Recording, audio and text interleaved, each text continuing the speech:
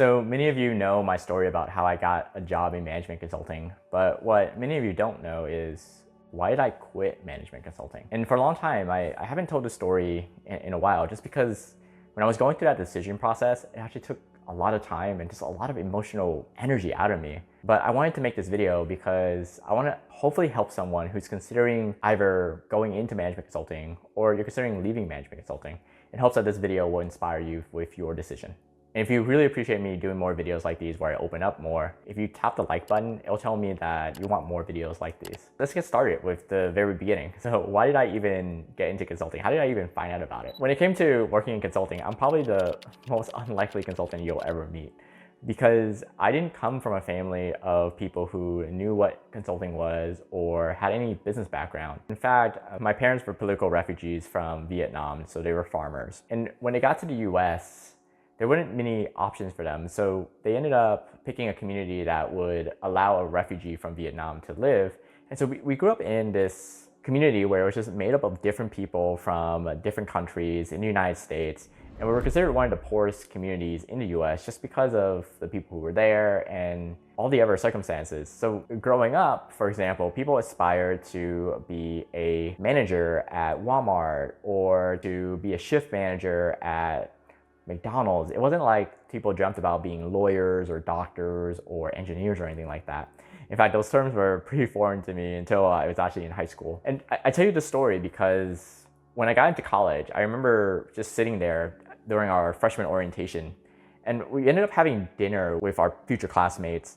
And I remember just sitting around in my little table. One of the people in the group asked, "So what does everyone want to do after college?"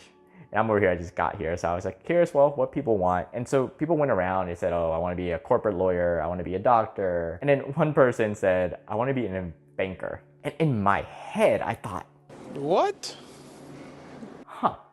I know plenty of bankers back in my hometown. In fact, a lot of the people who are bankers, they graduated, didn't go to college, and they're making minimum wage. So I thought to myself, why are you going to college for 4 years and likely taking a loan for this just to be a bank teller?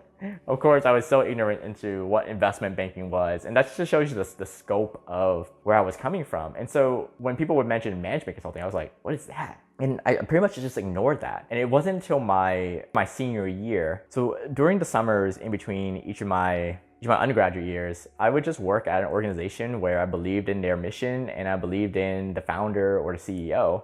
And so I didn't really think about the prestige. I didn't worry about my resume. And so I just worked at companies that I wanted to work for. Usually there were tiny companies that no one's ever heard of. And when it came to almost my senior year, two of the bosses that I had from 2 prior summers, they basically just called me and just said, hey Davis, what are you thinking about doing after you graduate? And I said, well, I'd love to go back and work with you. I had a great summer. And I thought that was the option. They each said individually, they said, well, we'd love to have you back, but as someone who cares about you as a mentor, I actually recommend that you start a job in management consulting, because you can always go back to nonprofit work, education work, and all this other entrepreneurship that you want to do, but management consulting is actually going to set you up by giving you the business skills, the social skills, and just the overall life skills to succeed in your career later.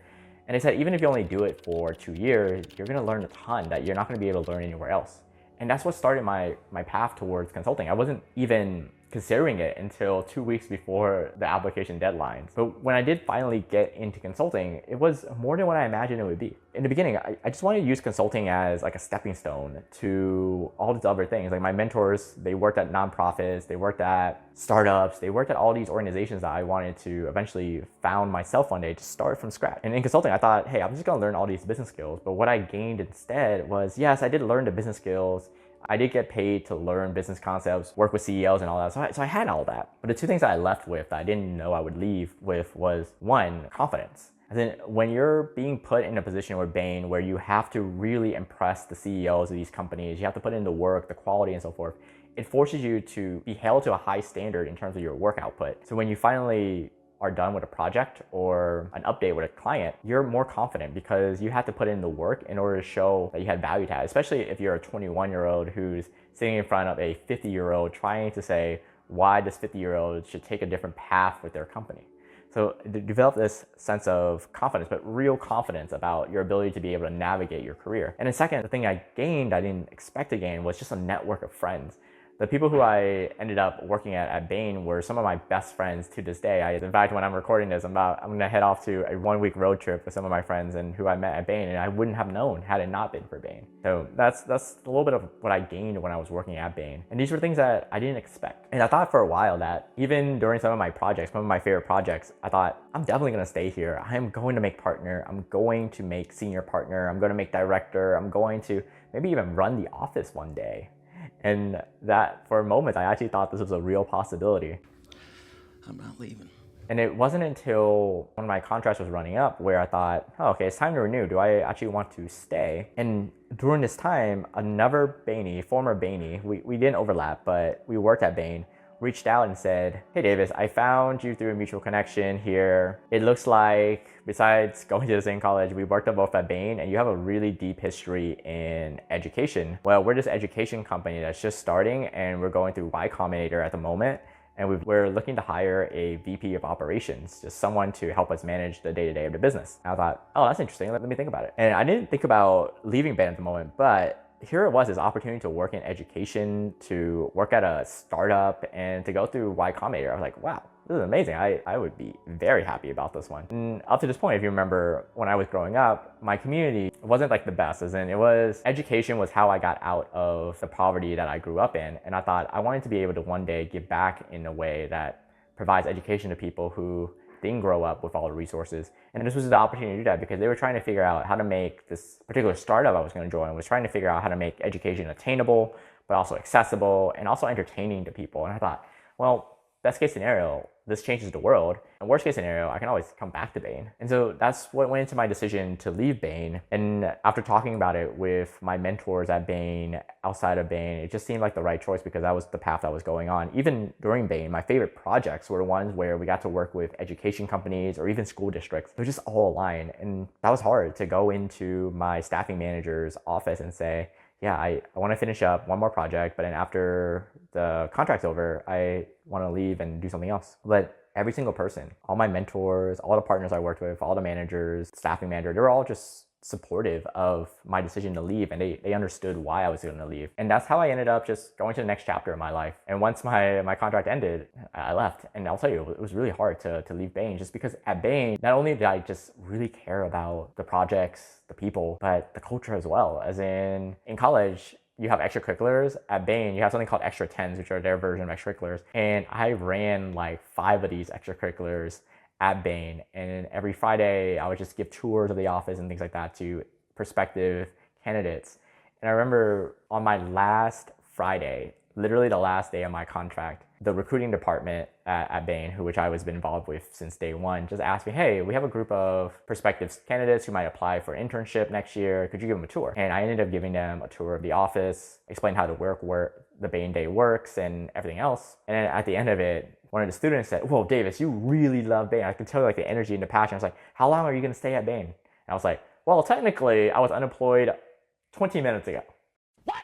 That's how much I cared about Bain. And even till the last day, I was giving tours, encouraging people to apply to Bain, taking future Bainies out for a tour, to lunch. That was how much I cared about it. And when I finally transitioned to working at the education company, I felt like Bain just equipped me with all the skills I needed. So even though I had never run the day-to-day operations of a company of that size or managed an engineering team or anything like that, the confidence I learned at Bain, just general skill sets, the network and everything, just really helped me make that transition. If there was anything, it just taught me, like I mentioned, one, being confident in my own skills, but also second, learning how to learn. Like for example, we had never done Facebook advertising at the education company, and I just basically picked it up. So these little things like that, I was just learning, and I credit Bain for being able to teach me that. And so that's why that I still felt, and I remember when I left Bain, I emailed the 2 mentors who had told me to join consulting, and I said, thank you for that advice. So it was really hard for me to leave Bain, but I knew that ultimately it was a stepping stone for me to do something else. In this case, it was education, which funny enough, I still do today. And that's pretty much the story of why I left Bain and what went into it. As in, if Bain called tomorrow and said, hey, Davis, we have this position for you, we'd love to keep you come back, we consider it. As in, it was a great time in my life. So that's the story of how I ended up joining, but also leaving Bain and what went into that decision factor. I hope that this story inspires some of you who are considering if consulting is the right career path for you, even if you don't plan on staying consulting for a long time like I did. Or if you're already in consulting and you're considering, should I leave consulting to do this thing that I want to do? Hopefully that gives you a couple nuggets as well. And if you're interested in learning more about working in consulting, definitely check out the videos on this channel. And if you want to book a free call with me or one member of my team, we can walk you through what it's like to work in consulting, help you with your resume, help you with your case interviews. We can do all of that. I'll provide a link below where you can just book a session with my team. And of course, this is just one story. There's been a lot of stories that I've gone through and I've helped right now close to 700 people get their job in management consulting. And so actually, I'm gonna link a video somewhere above my head where to a story. Actually, I'm thinking Victoria would be a really good one. She started her career as a social worker and wanted to make a bigger impact. So she actually went to Bain with a future goal that later on in the future, she can make a bigger impact in the social work world. But who knows, maybe she ends up staying at Bain and becoming a partner. But I'll share you her story because it's actually pretty inspirational. So I'll put it above my head somewhere. All right, thanks for listening to my story and I'll see you in the next video.